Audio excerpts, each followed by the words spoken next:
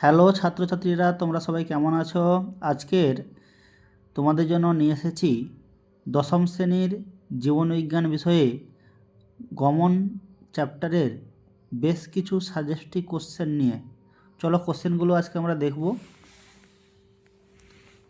একদম প্রথমে চলে আসব কি ফার্স্ট কোশ্চেন যেটা দেওয়া আছে, গমনের চালিকা শক্তি সম্পর্কে লেখো। কোন কোন বিষয়ের উপরে লিখতে হবে? আত্মরক্ষা, প্রজনন এবং আশ্রয়। 2 নম্বর কোশ্চেন যেটা দেওয়া আছে, অ্যামিবা প্যারামিসেমের গমন অঙ্গের নাম কি?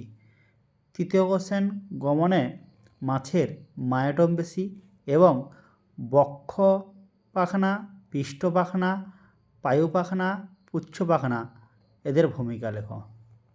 4 নম্বর কোশ্চেন, পাখির উড্ডয়ন বেশি এবং পালকের ভূমিকা লেখো। 5 নম্বর কোশ্চেন, মানুষের দ্বিপদ গমনে সাহায্যকারী পেশিগুলোর নাম লেখো এবং দেহের ভারসাম্য নিয়ন্ত্রণ করে কোন কোন অংশগুলো। 6 নম্বর কোশ্চেন, সাইনোভিয়াল তরল কি এর কাজ লেখো। 7 নম্বর কোশ্চেন, কবজা সন্ধি এবং বল ও সকেট সন্ধির উদাহরণ দাও।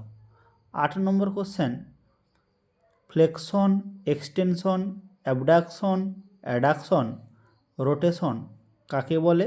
উদাহরণ দাও। 9 নম্বর কোশ্চেন, টেন্ডন এবং লিগামেন্ট কোন কোন অংশে সংযোগ সাধন করে? 10 নম্বর কোশ্চেন, ইউগ্লিনার গমন অঙ্গের নাম কি? এই কোশ্চেনগুলো সকলে ফলো করবে। সবাই ভালো থাকবে।